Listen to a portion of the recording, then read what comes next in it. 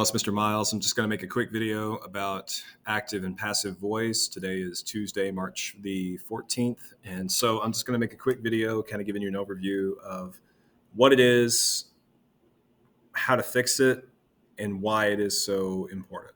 Okay.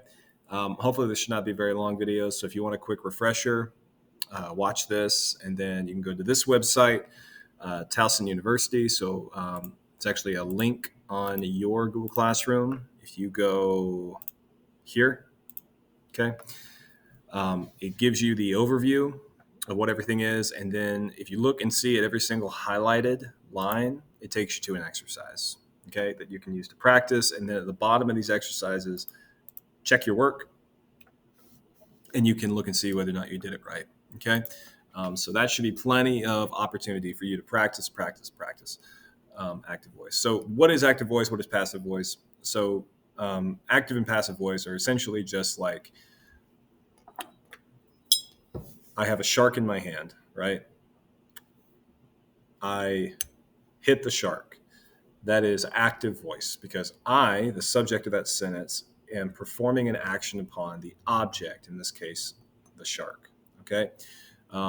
Now, if I say the shark was hit by me, the shark is now the subject of the sentence, yet the shark is still receiving the action, okay? And so if that's the situation, that would be passive voice because the action is going from the right side of the sentence to the left side of the sentence. And I don't want that. I want it to go the way that I read the sentence from left to right, okay? And it just sounds a little bit clunkier. It doesn't sound quite as direct and clear and plain as I hit the shark does. So what we do is we try to fix that, okay? So I'm going to give you a couple of examples on this exercise and show you how I would fix them, okay? So let's look at the first one. So the television was purchased by a young man as a Father's Day gift, or was purchased by a young man as a Father's Day gift. So the subject is television, but I look at the verb. The verb is purchased.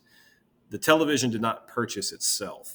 Who purchased the television? A young man. Notice that's on the right side of the verb. So it's passive voice. So if I wanted to fix it, I would say the young man, make that the subject, purchased the television as a Father's Day gift. Okay. Now, one thing that you may notice as I've fixed that sentence is there was a helping verb here, was purchased, was. By changing it from passive to active voice, the young man purchased the television. I took out that extra verb, that unnecessary verb. And that sentence benefits in its flow and its clarity because I did that, okay? So no more helping verb, no more prepositional phrase. It's just all the young man purchased the television as a Father's Day gift. The sentence is a whole lot more clear, crisper, direct. It's just, it makes so much more sense, and it's so much easier to say when you write it like that, okay? The colorful blanket for the new baby kitten was knitted by a family friend. Again, you've got a blanket, was knitted. It's not knitting itself. So who knitted it? The family friend. So family friend knitted a colorful blanket, blah, blah, blah. Okay. So the subject of the sentence, when it comes to active passive voice, the subject needs to be performing the action upon something. If the subject is receiving an action, it doesn't make the sentence wrong. It just makes it usually, as we've seen, unnecessarily clunky, long, indirect, somewhat harder to understand, when I could just say, hey, my friend knitted a blanket, which is so much, obviously, more straightforward. We'll do one more together. Let's do actually number 8.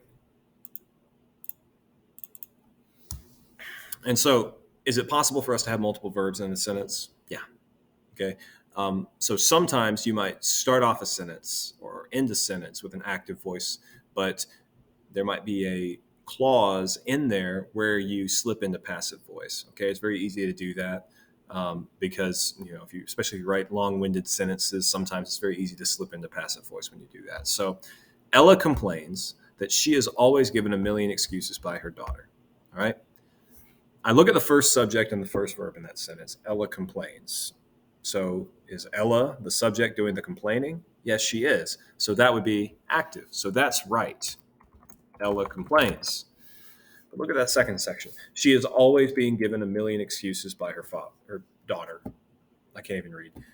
She is always given a million excuses by her daughter. So she is always given. Well, so who is doing the giving? Her daughter is. Well, does her daughter come on the left side of that verb? No, she comes on the right side, the very end of that sentence, which tells me the action is happening in that direction, the opposite way of what I want, because the daughter is giving excuses. So how do I fix that? Well, I just flip it. So I just make sure that the daughter comes before the verb so that I can make that directional movement where the action is happening down the sentence much more obvious. So Ella complains what? That her daughter always gives a million excuses. And so that's a lot clearer, it's a lot more direct, and it's a lot more upfront. So that's essentially, in a nutshell, active passive voice. You can do more practice with it. You can go back to that self-teaching unit, and you can do more review and do more practice with it. But that's essentially it. So if you have any questions about it, feel free to contact me. But that's it. That's active voice.